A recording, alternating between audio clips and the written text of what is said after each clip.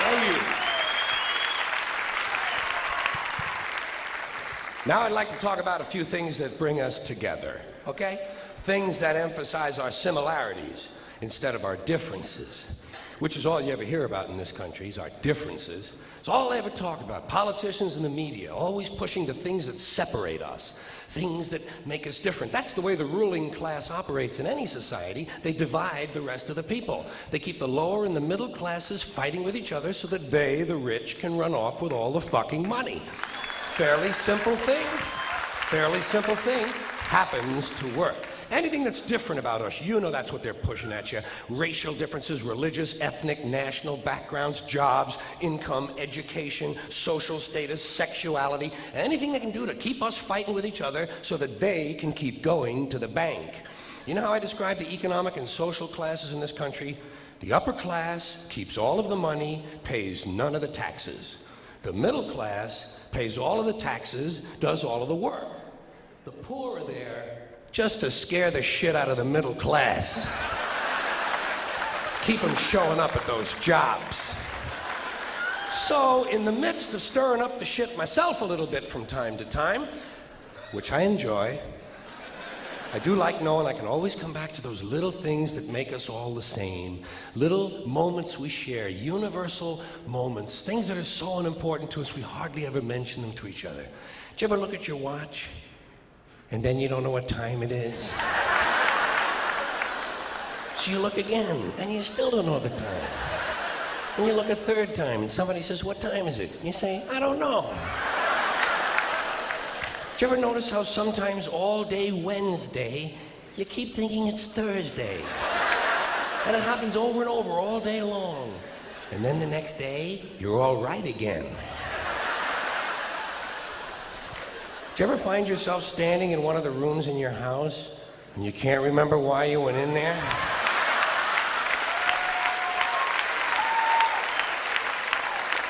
And two words float across your mind: Alzheimer's disease. You ever been talking to yourself and somebody comes in the room and you have to make believe you were singing? And you hope to God the other person really believes there's a song called "What Does She Think I Am?" Some kind of putz. Little experiences we've all had. You ever been sitting in a railroad train in a station and there's another train sitting right next to you and one of them starts to move and you can't tell which one it is? How about when you're out on a small boat on a windy day? You ever been out on a little boat, windy day, rough waters, rocking back and forth, trying to keep your balance in a little boat, and you get back into the shore and you get on the dock and you could swear there was something inside of you that was still out there rocking around? Did you ever try to pick up a suitcase you thought was full, but it wasn't? And you go, and for just a split second, you feel really strong. How about looking through a chain link fence? Do you ever notice if you're just the right distance from a chain link fence, sometimes it seems to go, what is that? How do they do that? Do you ever try to tell somebody to have a little bit of dirt on their face? You can never get them to rub the right spot, can you? You say, "You got a little bit of dirt right here." They always go, "Where? Here?" And you just want to slap the bastard, you know? Say, "No, right here near your eye."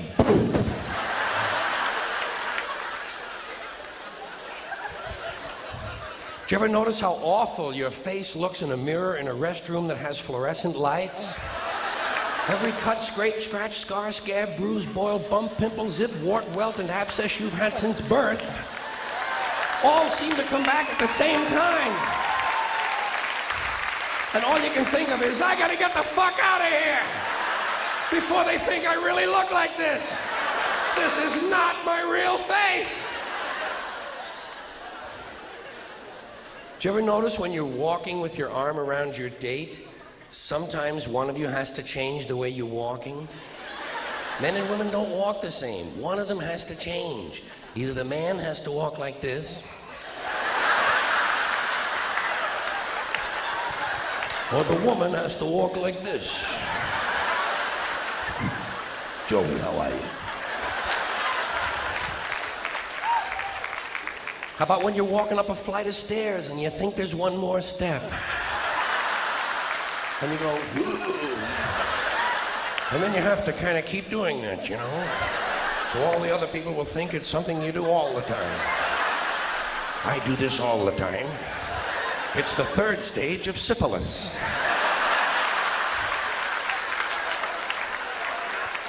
Same thing happens when you're going down the stairs, doesn't it? You could swear there was one more step. Holy shit. My hips are in my chest.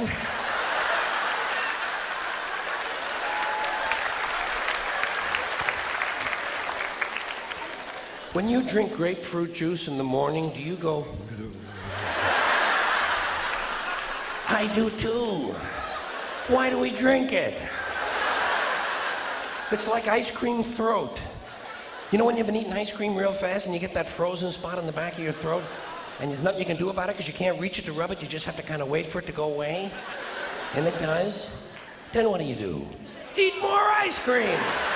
What are we, fucking stupid? Did you ever wake up in the late afternoon? Sorry. Did you ever go to sleep in the late afternoon, wake up after dark, and you don't know what goddamn day it is? And you think, maybe it's yesterday. How about when you're lying with your head on the pillow? Did you ever notice when you have your head on the pillow, if you close the bottom eye, the pillow is down there. Then if you switch eyes, the pillow moves up there. Whoa, holy shit, Dave, look at this. The mystery of the moving pillow. I think it's related to the chain link fence mystery myself.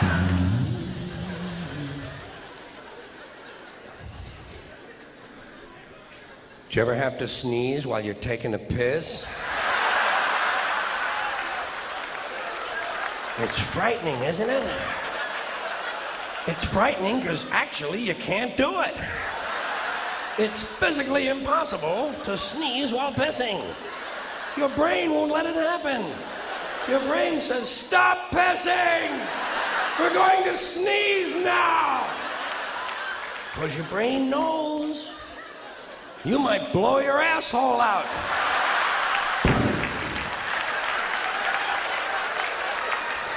And wind up having to paint the entire apartment.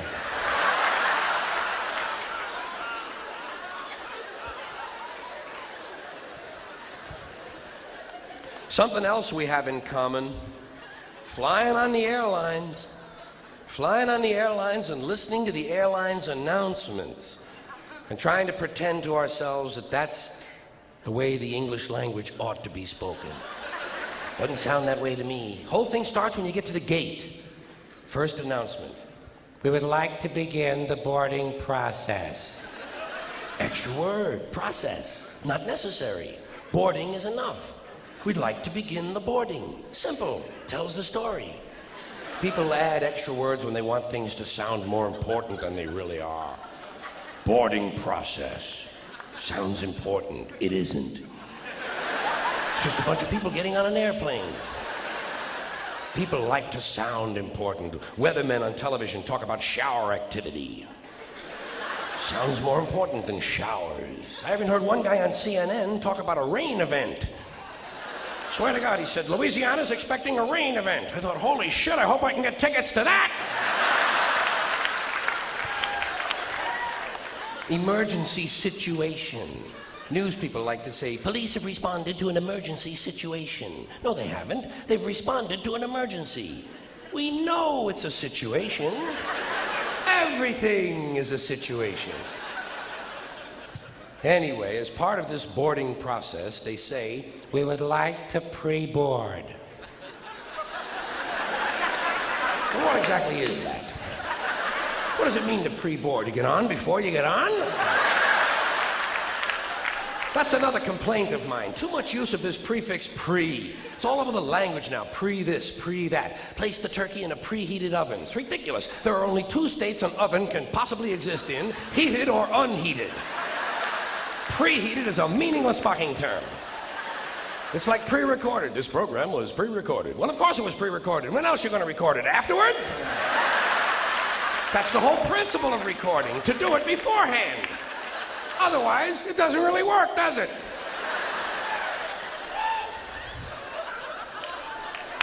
Pre-qualified, pre-planned, pre-screened. You know what I tell these people? Pre-suck my genital situation.